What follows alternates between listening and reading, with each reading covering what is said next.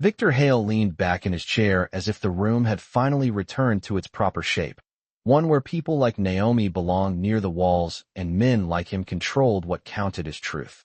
He adjusted the cuff of his cream shirt, glanced once at Ethan, then let his smile widen by a fraction. "That is a serious accusation," he said, his tone smooth enough to pass for polite from a distance. "And a very imaginative one." The screen at the end of the room still displayed projected growth curves, acquisition synergies, and a blue bar marked post-merger compliance outlook, but the numbers had lost all meaning. Every eye kept drifting back to Naomi. She felt them the way a person feels cold through a thin window, sharp, silent, constant. The room smelled faintly of roasted coffee, printer toner, and the lemon-bright sting of the cleaner on her gloves. Claire Donovan lowered her tablet the rest of the way now. One of the junior executives cleared his throat, but did not speak. Ethan set the pen down with deliberate care beside the contract. The click it made against the table sounded louder than it should have. "Miss," he said, not asking for her name, "you were instructed to clean this room, not interrupt a board meeting." His voice was controlled, but that made it colder. Naomi nodded once. "Yes, sir." "Then do your job and leave the legal review to people qualified to do it." Victor gave a quiet breath of amusement, and this time 2 others joined him, not because anything was funny, but because laughter was safer than uncertainty.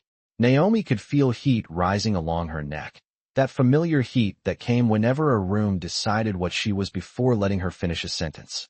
She kept her voice even. "I only spoke because the language is not doing what it appears to do." Victor spread one hand over the paper in front of him. "And you know that because you mop floors between classes on contract law?" The remark drew a tighter, sharper laugh from the far end of the table. Claire did not laugh. Ethan did not either. He only looked at Naomi with the distant impatience of a man who believed the interruption itself was the offense. "Enough," he said. "We are done with this." Naomi swallowed once. The glass wall beside her held a pale reflection of her own face, calm at first glance, but not calm underneath. She knew this moment. She knew the exact weight of it. The choice between silence and consequence had followed her most of her life, through school offices, hiring desks, hospital billing counters, and every polished place where people with money mistook confidence for correctness. She should have stepped back. She should have opened the service door and disappeared into the hallway where the trash carts lived, and the air always smelled like bleach and recycled air. Instead, she heard herself say, "Page 14, last paragraph under indemnification. It says your company assumes any future regulatory exposure arising from pre-closing disclosures if later deemed incomplete. That means if their reporting does not hold up 6 months from now, you carry the damage." No one moved at first. Victor's expression did not crack, but something in it tightened, a tiny pull at the edge of his mouth. Ethan's gaze flicked down to the page and then back to her. "Who told you that?" he asked. "No one," Naomi said. "I read it." Victor let out a sharper laugh this time, almost disbelieving. "That is enough. Ethan, with respect, if your staff is now auditing international merger language between wiping fingerprints off glass, perhaps we should all take legal advice from the valet downstairs too." The insult landed where it was meant to land. Naomi felt it. So did everyone else. Ethan reached for the contract again, but not to sign. "Security," he said, without raising his voice.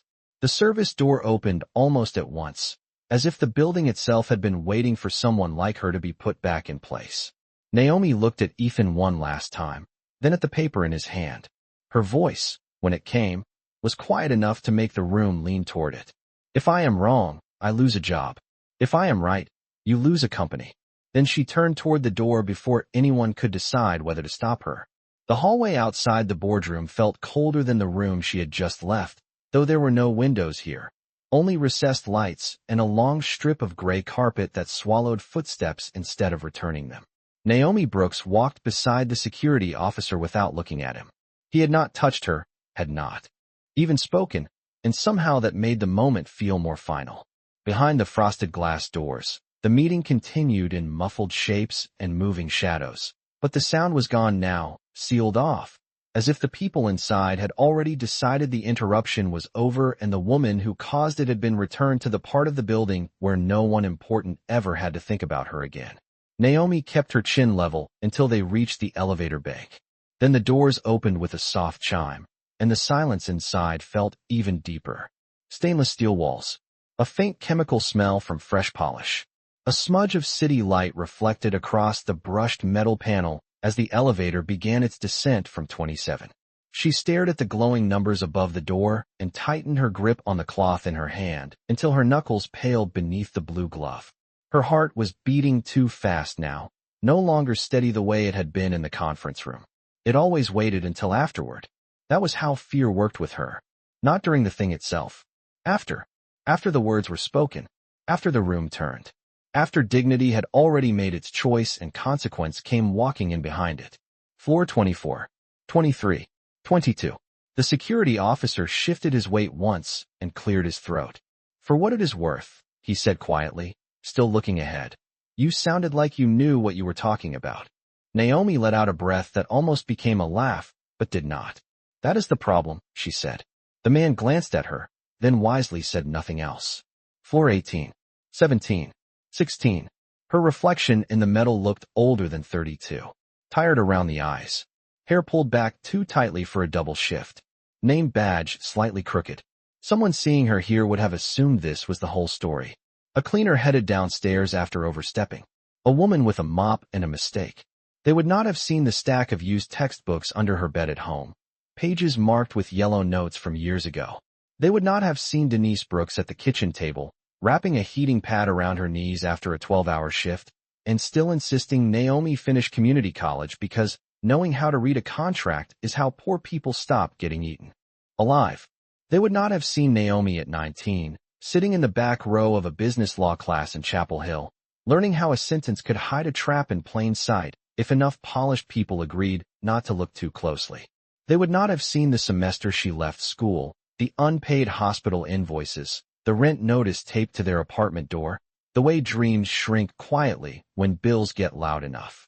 Floor 12, 11, 10. The elevator gave a small mechanical shudder. Naomi closed her eyes for 1 second and saw the line again exactly as it had appeared on the page. Future regulatory exposure arising from pre-closing disclosures, if later deemed incomplete. Soft language. Harmless rhythm. A knife wrapped in velvet. Her father used to say bad people rarely used ugly words when money was involved. They used tidy words. Professional words. Words that sounded safe right until they emptied somebody out. The doors opened on the service level with another polite chime. The officer stepped aside to let her out first. Miss Brooks, he said, almost hesitant now. Naomi looked back. Yes. I hope, for your sake, that you were wrong. She held his gaze for a moment, then looked past him toward the corridor lined with supply carts, laundry bins, and beige cinder block walls. So do I, she said, though deep down she knew she was not. Up on the 27th floor, the room did not recover the way Victor Hale expected it to. The silence Naomi left behind had shape now. It sat in the leather chairs, in the untouched coffee near the edge of the table, in the polished glass where her reflection had stood only moments earlier. Ethan Calloway looked at the contract in front of him, but the page no longer read the same. The sentence that had sounded routine 10 minutes ago now carried a different weight, as if one hidden hinge in the language had shifted and thrown the whole document out of balance. Victor leaned forward first, eager to restore momentum before doubt could harden into scrutiny. Ethan, if we are finished entertaining interruptions, we should proceed. The market will not reward hesitation. His voice was smooth again, measured, almost bored. It was the voice of a man trying to place the room back under glass. Ethan did not answer right away. His thumb rested near the lower corner of page 14.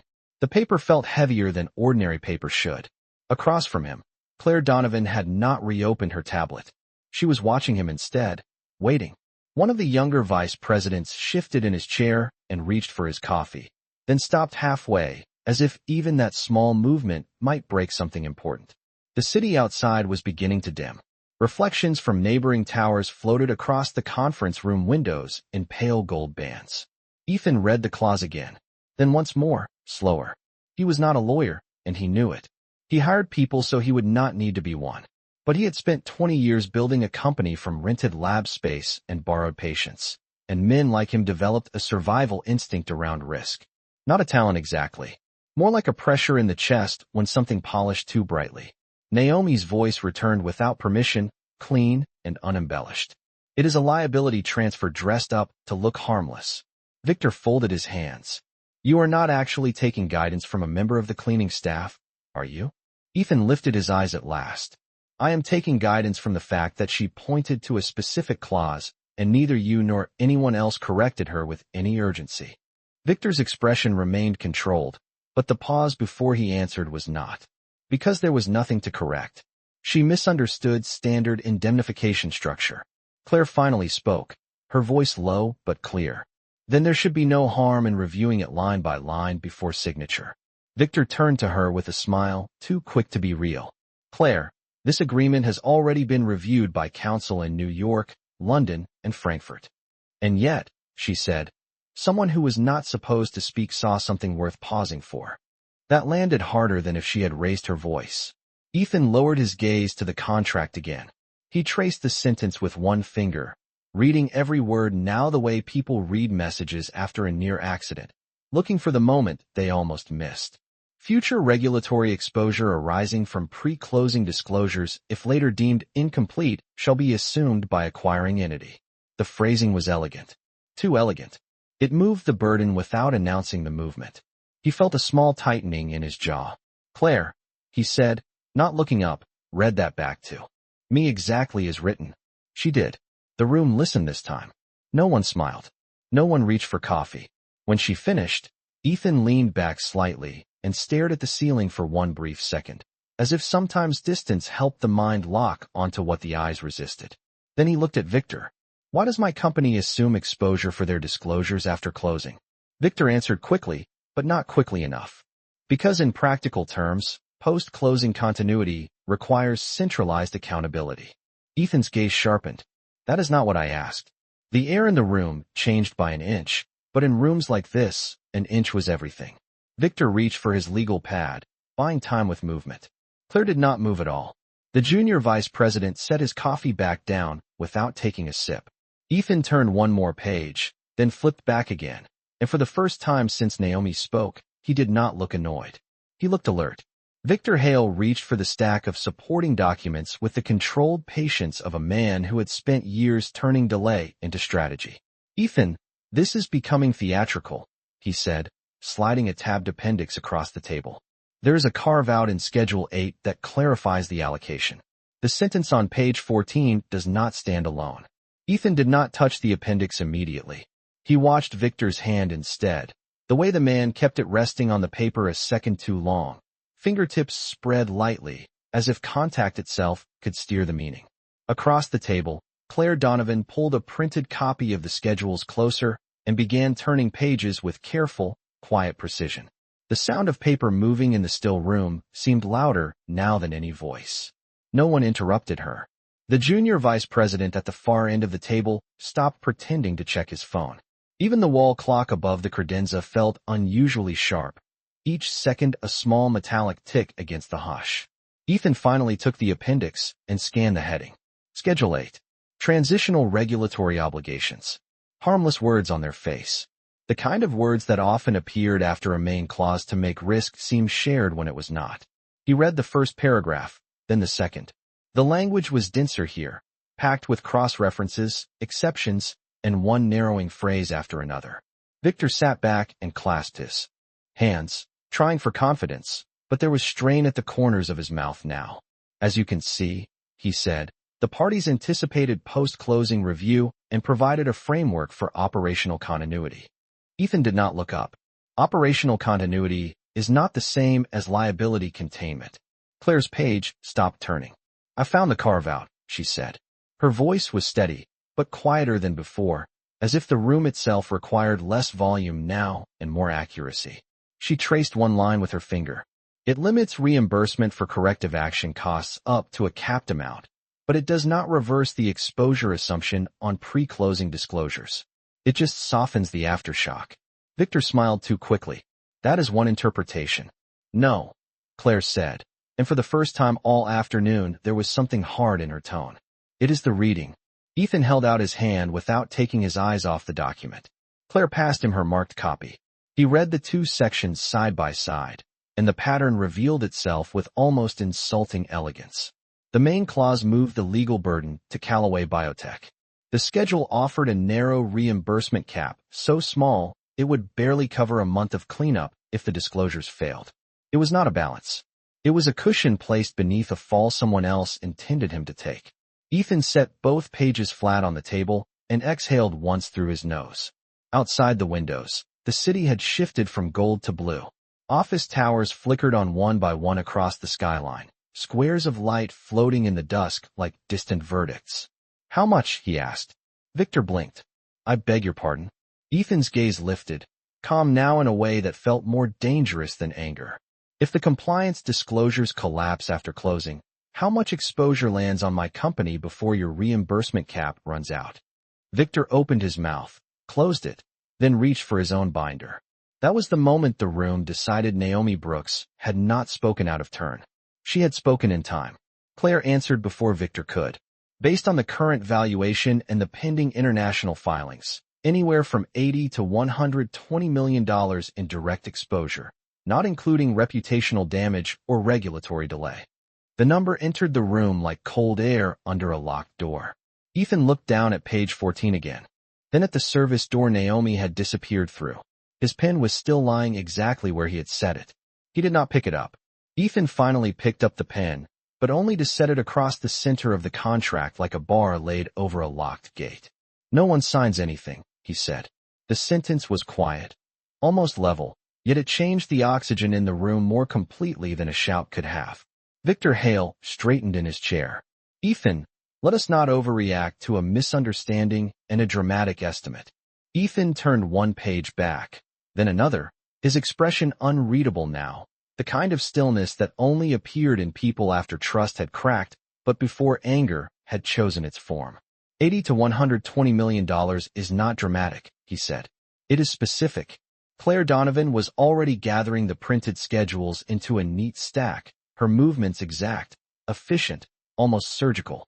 I want version history on every draft circulated in the last 72 hours, Ethan said. Internal and external.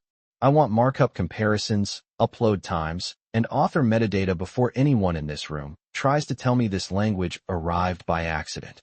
Victor let out a small breath through his nose, half irritation, half disbelief.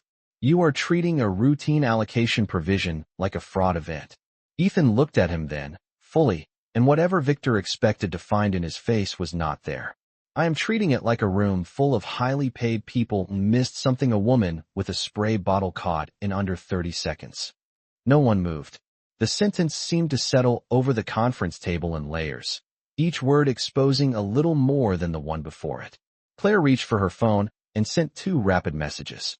Within seconds, her tablet lit up with the secure document portal. She tapped through folders, legal drafts, redline histories, revised exhibits. The glow from the screen reflected in her glasses. Initial draft from internal counsel 3 days ago, she said. Second draft from Hale Advisory yesterday at 6:14 p.m. Final execution version uploaded today at 11:42 a.m. Ethan held out his hand. She passed the tablet to him.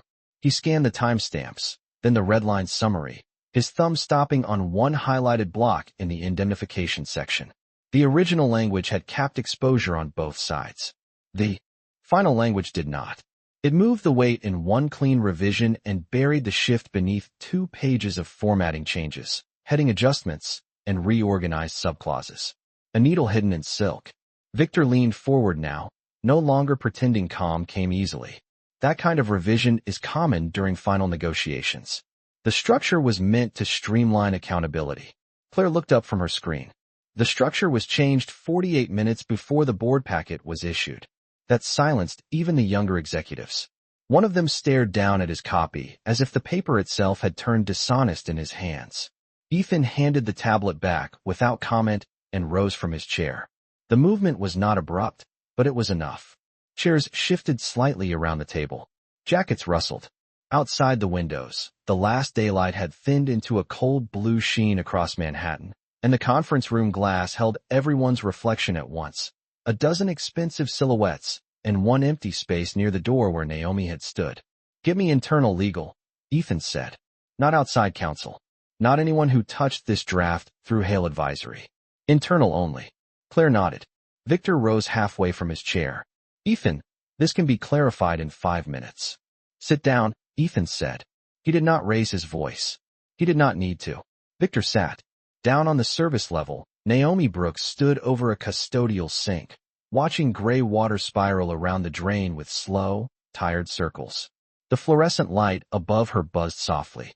Beside her, Denise Brooks folded fresh rags into even squares, the way she did when she was thinking harder than she wanted to show. Naomi had not told her everything yet, only that she had spoken when she should have stayed invisible, and that the kind of silence poor people were taught to keep had failed her once again. Denise glanced at her daughter's face, then at the untouched cart beside the wall. What happened upstairs? She asked. Naomi opened her mouth, but before she could answer, the service phone on the cinder block wall began to ring.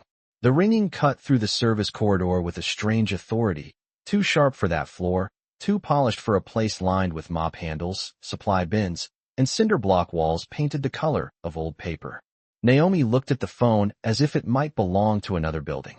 Denise set down the folded rag in her hands and frowned. Answer it, she said softly. Naomi wiped her palm against the side of her scrub pants before lifting the receiver. Custodial, she said. Her own voice sounded distant to her.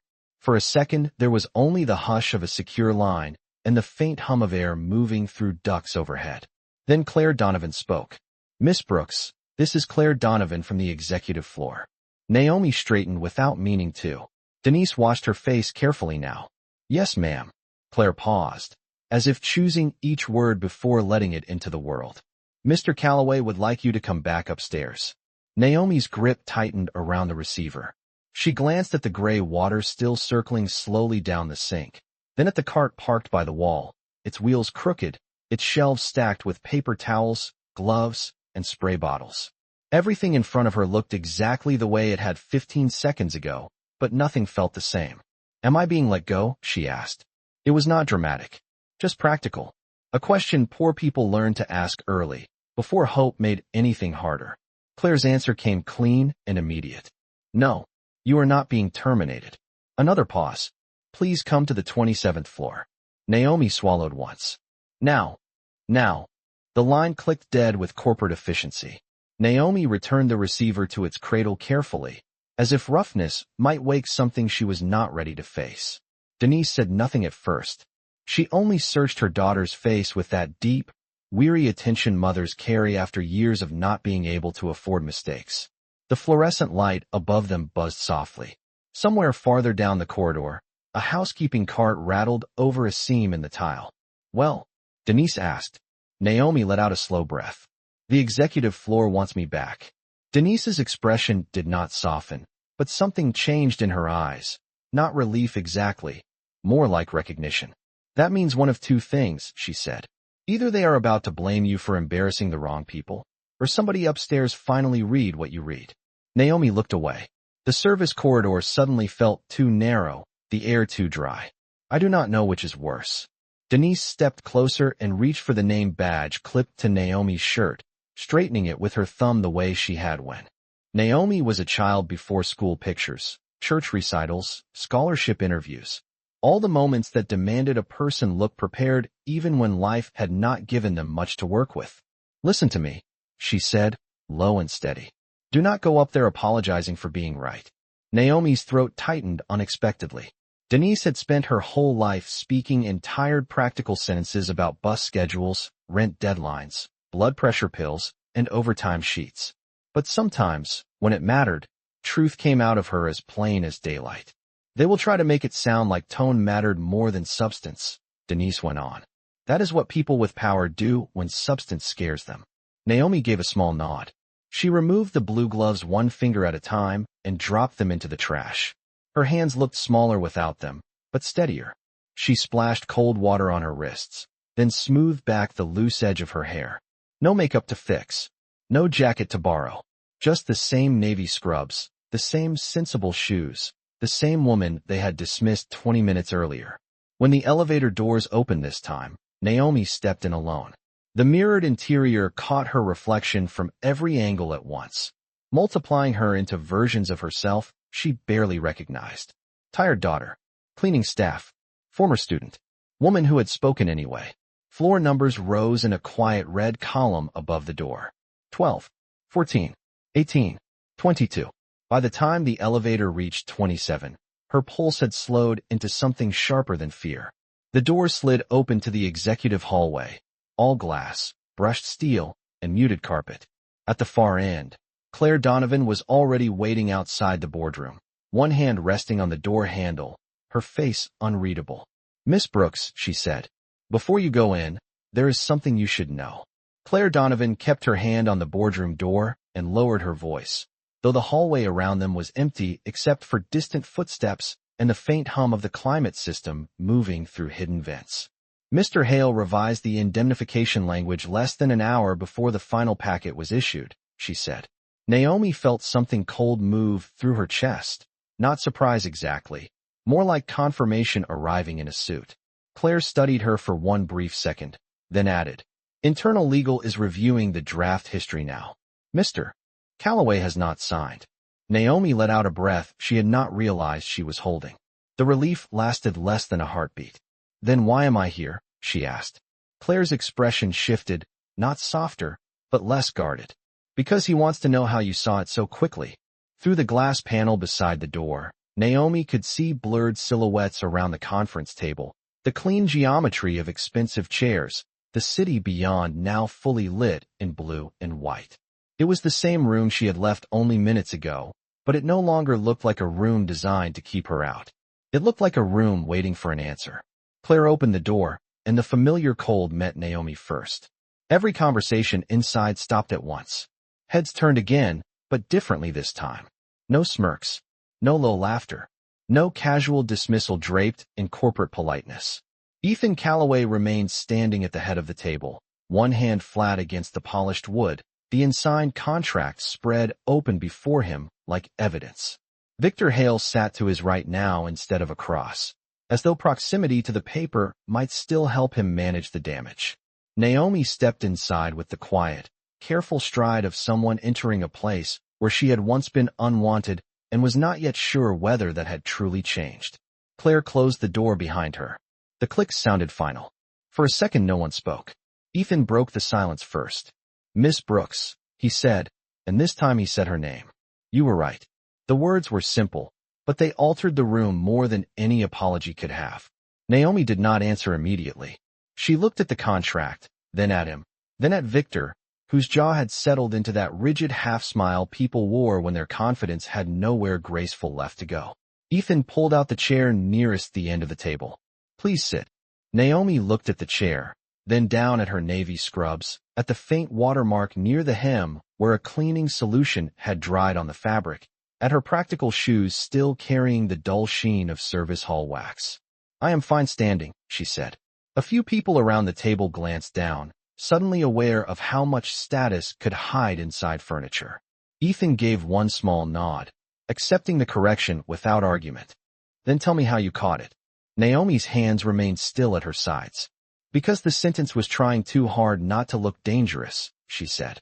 Victor let out a short breath. "That is not a legal standard." Naomi turned to him at last. "No, it is survival." The room went quiet again. She looked back at Ethan.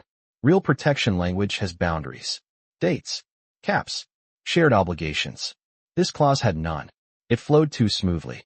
It moved all the risk in one direction and buried the move under technical phrasing. Claire watched her with sharpened attention now. Ethan did not interrupt. Naomi went on, voice steady, eyes on the page. "You can hear it if you read enough contracts out loud. Words that are fair sound balanced. Words meant to trap somebody sound polished first and precise second." Victor leaned back, irritation finally breaking through the surface. "And where exactly did you develop this remarkable ear for acquisition law?" Naomi met his gaze without blinking. "In the same country where people like me are expected to clean up messes we did not make."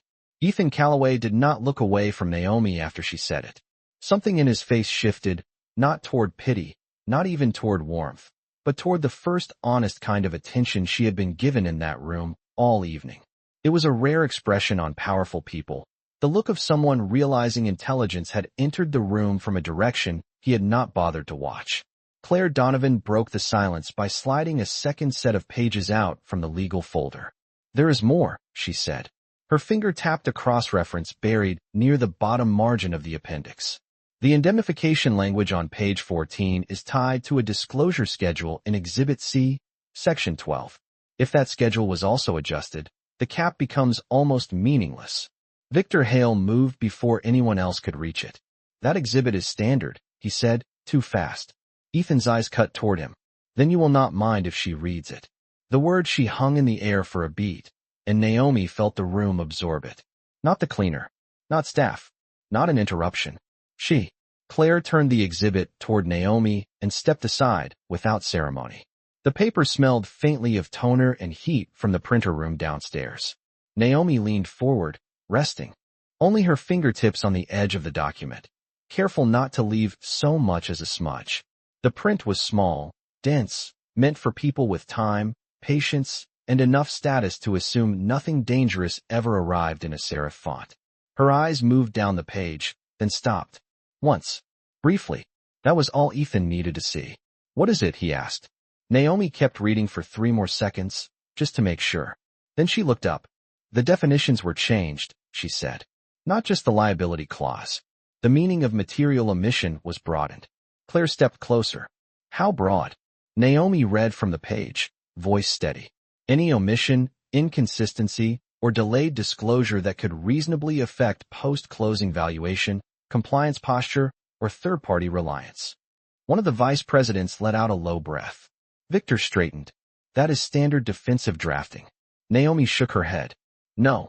Standard drafting protects against actual concealment. This protects against interpretation. It means almost anything can be recast as a disclosure failure after closing if the valuation shifts or a regulator asks the wrong question." Ethan took the page from Claire and scanned the language himself. His jaw tightened by a fraction. Outside the glass, the city had gone fully dark now, windows lit across Midtown like rows of silent witnesses. The conference room reflected itself back into the night. Polished table, sharp suits.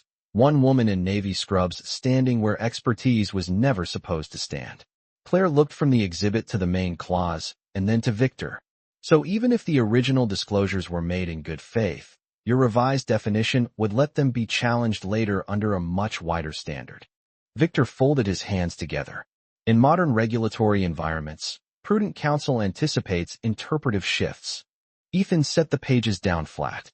Prudent counsel does not rewrite exposure definitions 48 minutes before board circulation. Victor opened his mouth, but Claire was already tapping through the metadata on her tablet. "The revision to Exhibit C was uploaded at 11:39 this morning," she said, 3 minutes before the final execution file. The younger executives looked at one another now, not with confusion, but with the slow embarrassment of people realizing they had been present for a trap and nearly applauded its elegance. Naomi glanced once at the chair Ethan had offered her and left untouched. Then she looked at the contract again. "You asked how I saw it so quickly," she said. "Because traps repeat themselves. The words change. The clothes change. The building gets taller. But the structure stays the same. Somebody with less power is expected to carry the risk, and everybody calls it procedure until it is too late." Ethan did not answer right away. He only stared at the page she had just exposed, then at Victor, and then back at Naomi, as if the whole evening had split into 2 versions of itself, the one where he signed, and the one where a woman he told to leave had just saved him from doing it. Victor Hale reached for his water glass, but his hand stopped a fraction short, as if even that small motion might look like retreat. The conference room had become painfully bright. Every recessed light above the table seemed sharper now, reflecting off crystal tumblers, polished wood, and the silver edge of the unsigned contract. Ethan Calloway remained standing, one palm resting on the back of his chair, his posture controlled but no longer casual. That ease was gone. In its place was something Naomi recognized from people who had just realized they had been seconds away from humiliating themselves in public and did not yet know where to put the shame. Claire Donovan's phone buzzed once against the table. She glanced at the screen, then at Ethan. "Internal legal is on the way up," she said. Victor let out a low breath and forced a smile that did not reach his eyes. "Before this turns into a spectacle, let me be clear. The revisions were part of an aggressive but lawful risk allocation strategy. Complex deals often require language that appears asymmetrical in draft form before final balancing provisions are integrated. Naomi heard the sentence for what it was: a bridge made of polished words, built fast over a hole nobody could now deny was there. Ethan heard it too. Then show me the balancing provisions, he said. Victor opened his binder again, flipping pages this time with less grace than before. His confidence had begun to fray in the details. Tab dividers bent. A corner page slipped loose. He found a footnote in a supplemental schedule and placed his finger on it with almost theatrical precision. Here. This confirms good faith disclosure assumptions by the seller. Claire leaned in first. That footnote preserves representations, she said. It does not reverse exposure. Ethan did not even bend toward the page. He was watching Victor now, not the paper, and there was a new kind of intelligence in that gaze, the intelligence that arrives late but hits hard. You are still explaining the architecture, he said quietly. You are not answering the motive. Victor's jaw shifted once. Outside the glass walls, the city glowed in blocks of white and amber, office towers lit against the dark like upright ledgers. Inside, no one around the table looked comfortable anymore. One vice president had loosened his tie. Another kept rubbing the edge of his thumb against the seam of his folder without seeming to know he was doing it. Naomi stood near the end of the table, still in her navy scrubs, and for the first time all evening she understood that the room was no longer deciding whether she belonged. It was deciding what it owed her for having been wrong. The door opened. Two members of internal legal stepped in carrying laptops and redline printouts, their expressions already alert from whatever Claire had sent downstairs. Ethan did not waste a second. Compare the execution version to the draft circulated at 8 this morning, he said. I want every material change in indemnification, disclosure definitions, reimbursement caps, and post-closing exposure isolated on screen. The attorneys moved quickly. Keys clicked. A large monitor at the end of the room shifted from market projections to track changes, red and blue markup flooding the display like veins suddenly visible beneath skin. Naomi watched the screen light up section by section. Insertions, deletions, narrowed caps, broadened definitions. The shape of the trap became unmistakable now that the language was stripped of its courtroom clothing. Even the youngest executive in the room could see it. Ethan stared at the highlighted revisions, then slowly turned toward Victor. You did not just try to protect your client, he said. You tried to transfer future fallout onto mine and hope presentation would outrun scrutiny. Victor rose from his chair then, not in outrage, but in calculation, as if standing might restore the authority sitting had lost him. Be very careful, Ethan. Ethan's answer came colder than the air conditioning. I was careful. That is why your deal is dead. For a moment after Ethan spoke, no one in the room moved. The words, your deal is dead, did not explode. They settled, heavy and final, across the polished table and into every breathing space between the people gathered there. Victor Hale stood very still, one hand resting on the back of his chair, the hard confidence in his face replaced now by something leaner and less elegant. Calculation had nowhere left to hide. He looked from Ethan to the highlighted revisions on the monitor, then to the internal attorneys, then finally to Naomi, as if he still could not accept that the whole structure had begun to collapse from the single point in the room he had dismissed first. You are making a costly mistake, he said at last. Ethan did not blink. No, I almost made one. Claire Donovan closed the contract folder with careful hands and slid it away from the center of the table, removing it from reach the way one removes something sharp from a place where trust has already failed. The internal attorneys began saving copies of the red lines and forwarding the metadata to secure review. Across the room, one vice president leaned back and rubbed his face, embarrassed in the quiet, while another stared at Naomi with the stunned expression of a man revisiting every careless assumption he had made in the last half hour. Victor gathered his papers with clipped, restrained movements, but the restraint no longer looked like discipline. It looked like damage control. I will expect formal communication from your office, he said. Ethan's voice remained low. You will get it from legal. Victor slipped his binder under his arm and walked to the door without another word. When he passed Naomi, he did not look at her. That, more than anything, felt like defeat. The door opened, then closed, and the room exhaled in pieces. No one rushed to fill the silence. Outside the glass walls, Midtown shone in clean vertical lines of white and amber. But inside, the conference room felt dimmer now, less like a throne room and more like a place where something had nearly gone very wrong. Ethan lowered himself slowly into his chair and looked down at his hands. For the first time all evening, he seemed tired. Not physically, morally, like a man who had been forced to meet the shape of his own blindness before dinner. Claire said nothing. She knew enough to leave silence where truth was still landing. Naomi remained standing near the end of the table, shoulders straight, hands quiet at her sides. She had not asked for thanks. She had not asked for a seat. She had not even asked to stay. Ethan finally lifted his gaze to her. "How long have you worked here?" he asked. 9 months, Naomi said. "Evenings and weekends. Sometimes early mornings if a floor needs turnover." Ethan gave a small nod, but his eyes stayed on her face now, not her uniform, not the badge, not the service shoes. And before that, Naomi hesitated for only a second. Community college, then hospital bills, then 2 jobs, then this one. The answer was plain. That made it harder to hear. One of the younger executives looked down at the table. Claire folded her hands. Ethan glanced toward the service door Naomi had entered through twice that night, and something in his expression tightened with quiet shame. "I told you to clean and leave," he said. Naomi did not rescue him from the sentence. She simply answered, "Yes, sir." Ethan let the silence take the full weight of that. Then he pushed back his chair and stood again, this time not as a man asserting power, but as a man stepping toward a debt he could no longer pretend he did not owe.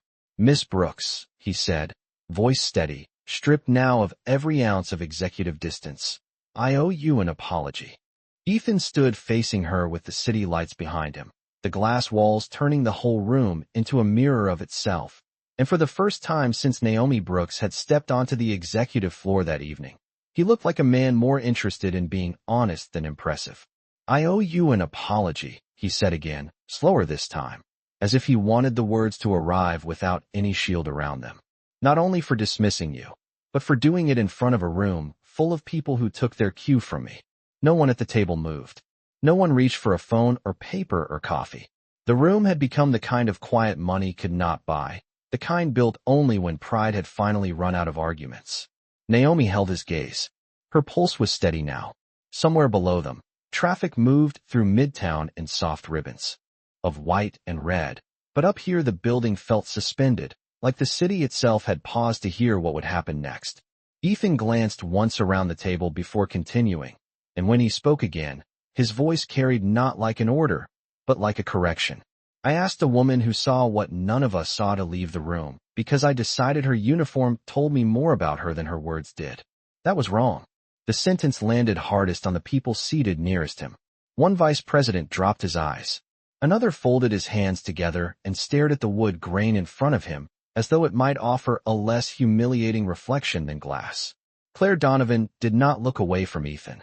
She only watched, composed and exact, like someone measuring whether truth would make it all the way through. Ethan turned back to Naomi. "You protected this company tonight. You protected me from signing something that would have damaged more than a balance sheet. And instead of listening, I tried to put you back in a place that made me comfortable." Naomi let the words sit where they were. She had learned long ago that some apologies were only rearranged authority, but this one did not feel polished enough for that. It felt costly. "Thank you for saying that," she replied. Her voice remained calm, but in the stillness of the room it carried farther than she expected. Ethan gave one small nod, as if gratitude from her was more than he deserved. Then he did something no one in the room seemed prepared for. He pulled out the chair at his right, the seat usually reserved for senior counsel, and left his hand resting on it. "Miss Brooks," he said, "if you are willing, I would like you to stay and walk my team through every place in this draft that made your instincts stop." Naomi glanced at the chair, then at the rows of faces around the table. Not long ago those same faces had looked at her like a mistake with a name badge. Now they looked like students waiting for the lesson to begin. "I am not a lawyer," she said. "No," Ethan answered. "But tonight you were the only person in this room who read like one when it mattered." A faint shift moved through the table. Then, not resistance, not quite comfort, but the first rearrangement of hierarchy. Claire slid a fresh legal pad toward Naomi and uncapped a pen, placing it beside the contract without ceremony, as if the simplest way to restore dignity was to stop acting like it had ever been out of place. Naomi stepped forward at last. She did not sit immediately. She laid her fingertips on the marked pages, glanced once at the clause that had started everything, and then at the widened disclosure definition that had nearly finished it. There are at least 3 more places where the language is doing too much work, she said. Ethan's expression changed, not into surprise, but into something quieter and deeper. Respect. Show us, he said. And this time, when Naomi began to speak, no one in the room thought of interrupting her. Naomi did not rush. That was the first thing the room had to learn from her. She read the next section slowly, one fingertip resting near the margin, her voice steady enough to make every page sound less like paperwork and more like weather moving in. She found a reimbursement trigger that only activated after a delay long enough to let damage spread, a cooperation clause broad enough to force Callaway Biotech to carry administrative burden without real control, and a dispute provision quietly steering any challenge into an arbitration lane that favored delay over remedy. Each discovery landed with less shock than the first one, but with more weight. By the time she finished, the entire agreement looked different, not like a promising merger with a few rough edges, but like a polished structure built to let one side walk away dry while the other drowned in procedure. Claire marked every section in clean blue ink. Internal legal asked only short, careful questions. Ethan said almost nothing. He stood beside Naomi now instead of across from her, one hand resting on the back of the chair she still had not taken, his attention fixed on the pages she turned as though the contract had become a mirror and he was not proud of what it showed him.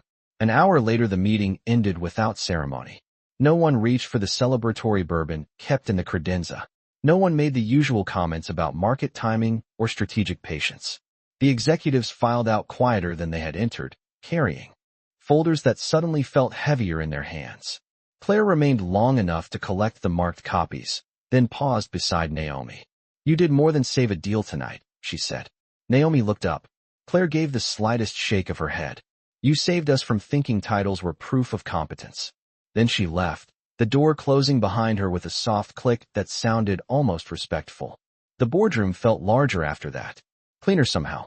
The city beyond the glass had gone fully nocturnal now, black sky, white windows, streams of headlights far below moving like veins through the avenues. Ethan picked up Naomi's legal pad and looked at the notes written in her neat, unadorned hand. "You should not have had to stand in this room twice before anyone listened," he said. Naomi slipped the pen into the spiral binding and set the pad down. "That happens more than you think." Ethan looked at her then, really looked, as if he understood that the sentence had not begun in this building and would not end with his apology. He reached into the inside pocket of his jacket and drew out a business card, but after a beat he set it back down on the table instead of handing it to her like a prize. "Tomorrow morning, if you are willing, I want you to meet with internal legal and our head of operations," he said. "Not as staff support, not as a favor, because you earned a place in that conversation tonight." Naomi did not answer right away. She glanced at the service door, thinking of Denise downstairs, of the folded rags, the ringing phone, the tired wisdom in her mother's voice. "I still have a shift to finish," she said at last. A small, unexpected smile touched Ethan's face, not amused, not patronizing, just human for once. "Then I will not keep you from it." He walked her to the door himself, not because she needed escorting, but because some distances changed when a person with power finally understood which side of them he had been standing on. At the elevator bank, the lights reflected softly off the brushed steel doors. The hallway was quiet now, emptied of witnesses, emptied of performance. Naomi pressed the call button and heard the mechanism begin its climb from below. Ethan stood beside her with his hands at his sides. No speech prepared, no polished closing line. Just the hum of the building and the city breathing beyond the glass. When the doors opened, Naomi stepped inside and turned back once. Ethan gave a single nod, the kind men rarely offered unless they meant it. The door slid shut. As the elevator descended toward the service floor, Naomi saw her reflection in the steel again, navy scrubs, tired eyes, shoulders still straight. The same woman, the same uniform, but not the same silence. When the doors opened downstairs, Denise was waiting near the cart with her coat folded over one arm and a question in her face she did not need to ask. Naomi walked toward her, and before either of them spoke, Denise saw the answer there. Not in triumph, not in relief, in something quieter, the kind of dignity that did not need announcing. Naomi picked up the gray microfiber cloth from the cart, smoothed it once between her fingers, and looked